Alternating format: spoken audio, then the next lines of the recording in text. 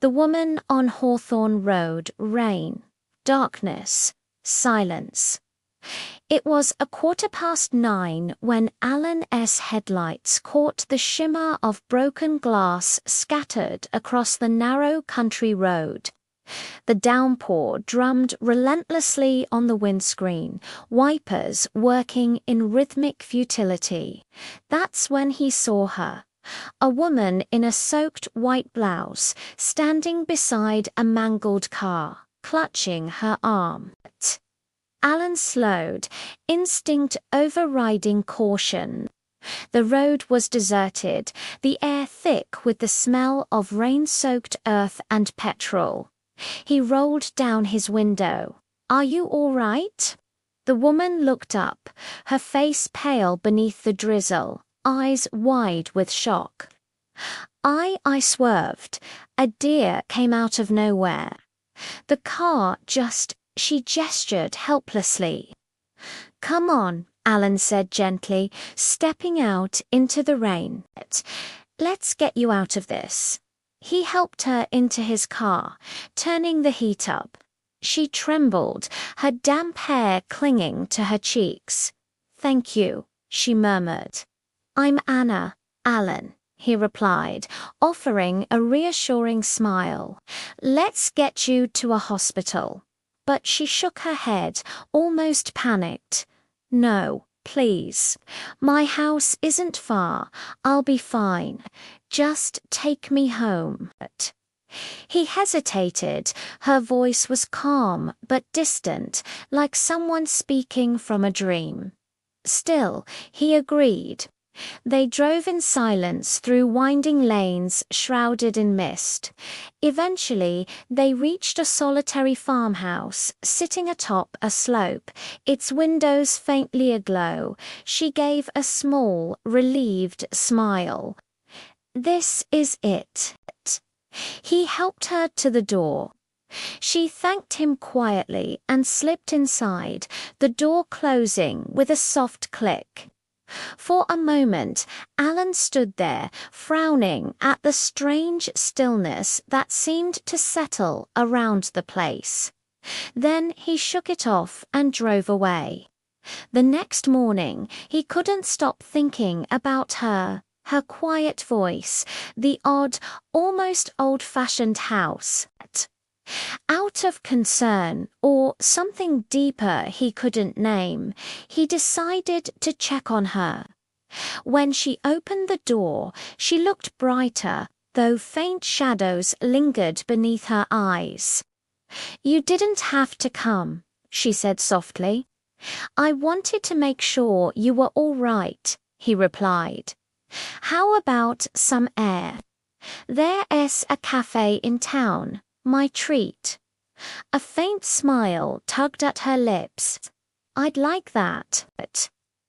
That was how it began, the slow, delicate unfolding of something that felt almost fated. Days became weeks.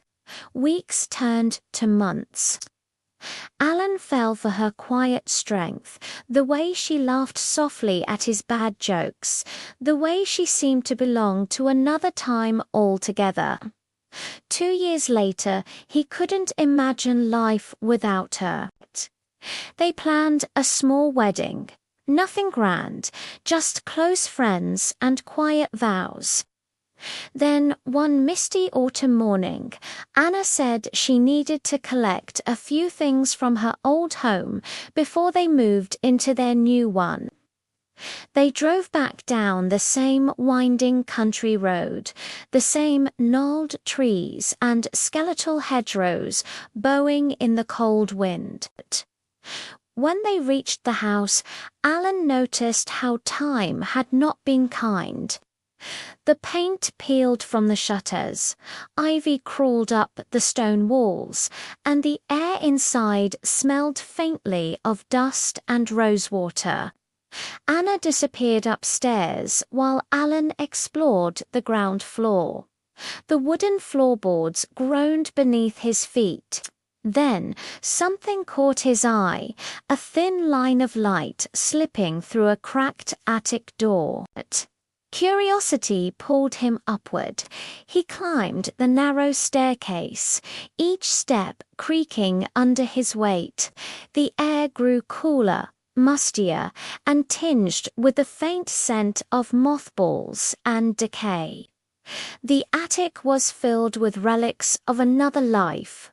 Old trunks, faded portraits, yellowed letters scattered like whispers of the past.